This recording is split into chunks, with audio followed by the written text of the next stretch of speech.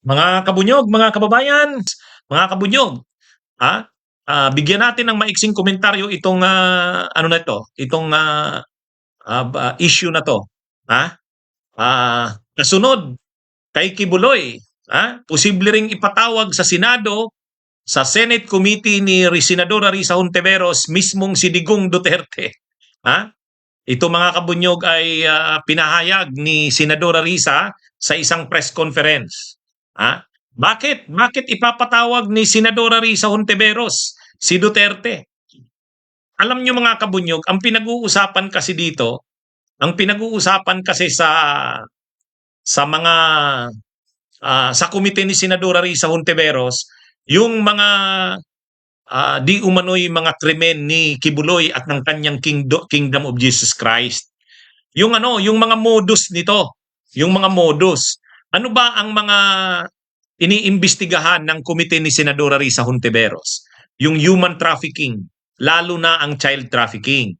So, sa human trafficking at child trafficking, ano ba ang pinagagawa ni Kibuloy, di umano, at ng kanyang Kingdom of Jesus Christ? Umiikot yan mga kabunyog sa dalawang bagay. Una, yung mga recruits ng kanyang kingdom, yung ang mga nire-recruit nila ay ang mga miyembro nila ay ini-involve, ginagamit sa mga pamamalimos. Yung persahang pagpapalimos. Bagamat sinasabi na yung kanilang pamamalimos ay ano naman sila, hindi naman daw pinersa kasi daw ano naman daw, naunawaan naman nila ang role nila bilang mga miyembro ng kingdom, pero marami doon nung bandang huli ay ano na, nauunawaan na nila na sila'y ginagamit lang. Kaya nga nagiging na siyang human trafficking. Ang iba pinapadala sa US, pinapadala sa ibang bansa para doon mamalimos. Kaya malinaw dito, ginamit sila sa ganung mga modus. Kaya yung mga pera ni Kibuloy galing sa mga pwersahang pamamalimos. At hindi lang 'yan. Yung iba nga pinapa-engage sa sex. Kaya na-involve na rin sa sex trafficking. Kaya ito, pero isang bagay dito na iniimbestigahan ng Senado, yung pagkamal ni Kibuloy ng sobra-sobrang yaman mula sa mga gawain nitong kanyang mga tagasunod. Yan po ang ano diyan. Ngayon, dahil ang pinag-uusapan dito ay yung mga nakamal na yaman ni Kibuloy, ibig sabihin, magiging laman ng investigasyon ni Senadora Risa Hontiveros yung tungkol sa mga assets, yung tungkol sa mga ari-arian, real properties man yan or personal properties. So real properties, mga lupa, mga building, mga structures, personal properties, yung mga mga pera, yan yung mga shares, mga stocks. Yan yung gustong malaman din ng komitiba ni Senadora Risa Hontiveros. Kasi yung mga human trafficking at child trafficking, pati yung mga pang-aabusong ginagawa sa kanilang mga miyembro, ginagamit para sa pamamalimos at pagre-raise ng pondo ng kanilang simbahan sa kapakinabangan ni Kibuloy. Ginagamit yung relihiyon, pero ang totoo, kay Kibuloy napupunta ang yaman na ito. So, isa sa posibleng imbestigahan ng Senado, ng komiteba ni Senadora Risa, yung yaman, ari-arian ng kingdom at ni Kibuloy. Ngayon, bakit si Duterte? Ay sino na ba ngayon ang itinalagang administrator? Sino na ba ang itinalagang administrator ng mga ari-arian ng kingdom? Ay di ba si Duterte? So kung siya ang tinalagang administrator ngayon, siya yung ipapatawag ng Senado. Kasi siya na ngayon ang nag-a-administer o namamahala eh. Official yung pagkaka-designate o pagkaka-appoint sa kanya. Kaya sabi ni Senadora Risa Hontiveros, hintayin lang nila, may mga tinatapos pang mga testimonya, may mga tinatapos pang mga resource persons. Kapag ang napag-usapan na ay tungkol na sa mga ari-arian at yaman ni Kibuloy at ng kanyang kingdom, maaaring ipatawag na ang administrator ng mga properties nito. At sino ang administrator? Si Duterte. si Duterte. Kaya hindi malayo na si Duterte ay ipatawag sa Senado para magbigay linaw sa mga ari-arian ni Kibuloy at ng kanyang kingdom. Yan. Kaya yan mga kabunyuga. O ito, kinggan natin ang paliwanag ni Senadora Risa Hontiveros tungkol dyan. Hindi pa namin na-desisyonan na tawagin si Duterte para mag-resource person. Kahit pagkatapos ng testimonya ni Elias Rene tungkol dun sa mga sako ng iba't ibang klaseng baril, nung siya at si VP ngayon ay dumalaw dun sa mountain ni Kibuloy. Inuna muna namin dinigin lahat ng mga victim survivors bilang front and center, heart and soul nitong investigasyon. Kung may lumabas pa na testimonya, halimbawa nga dun sa usapin ng money matters, business matters ni Kibuloy, nakakailanganing imbitahin din siya para mag-testimonya, then gagawin po namin yun.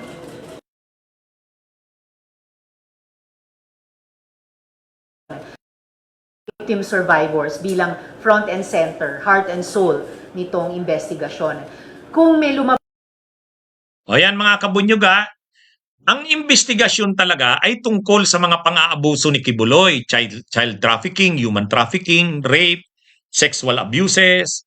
Pero, isa kasing, ang modus kasi na yan, yung paggamit ng mga miyembro para sa pamamalimos, pagre-raise ng pondo.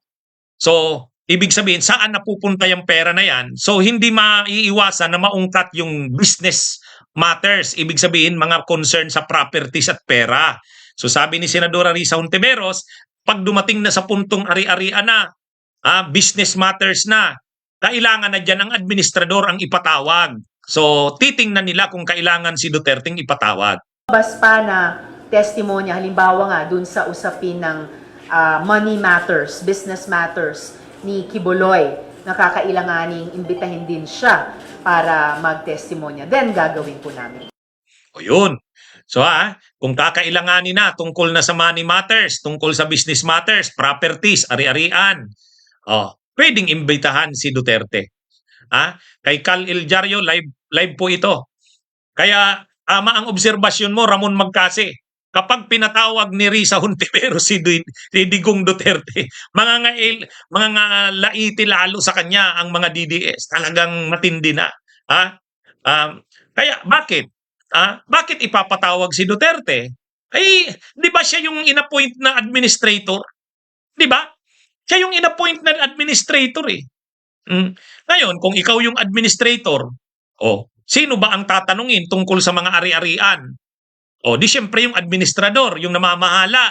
Sino ang inappoint na namamahala? Si Duterte. Maliban na lang kung gawa-gawa lang nila yun. Pero kung si Duterte talaga yung sinabi nilang tagapamahala na ngayon ng mga ari-arian, di sabi ni Senadora Risa Hontiveros, pag yun ang pinag-usapan, pwedeng ipatawag.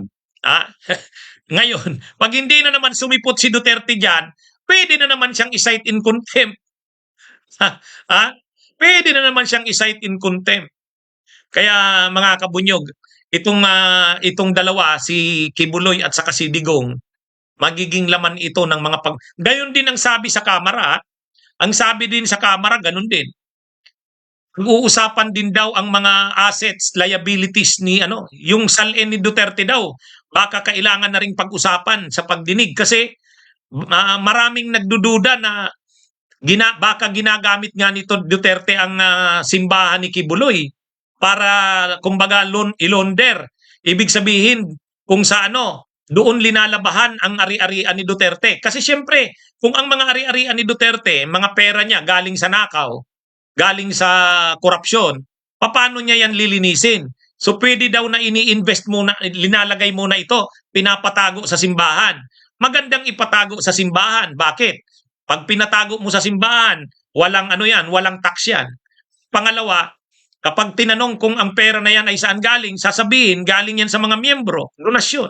Pero ang totoo, maaaring may pera na din daw dyan si Duterte na nakalagat dyan, katago dyan sa simbahan ni Kibuloy.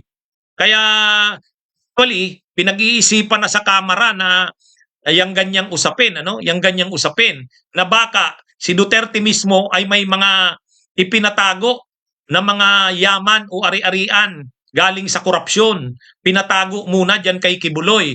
Hindi nila naiisip na darating ang panahon magkakaproblema si Kibuloy. Ngayon, para protektahan yung mga ari-arian ni Duterte dyan, ginawa siyang administrator. Total, marami dyan, kanya naman talaga. Mayroong ganong anggulong tinitingnan mga kabunyog. Mayroong ganon. Lalo na si Congresswoman Franz Castro, ganon na ang sinasabi. Baka kailangang pag-aralan din ng state, ang ni Duterte, involvement diyan. Baka may mga galing sa nakaw o korupsyon sa gobyerno na ipinatago diyan sa kingdom na pundo. Sabi ni Romero Ringor, exactly. Ha? Alam nyo, magaling na taguan ng simbahan. Magaling na taguan ng simbahan.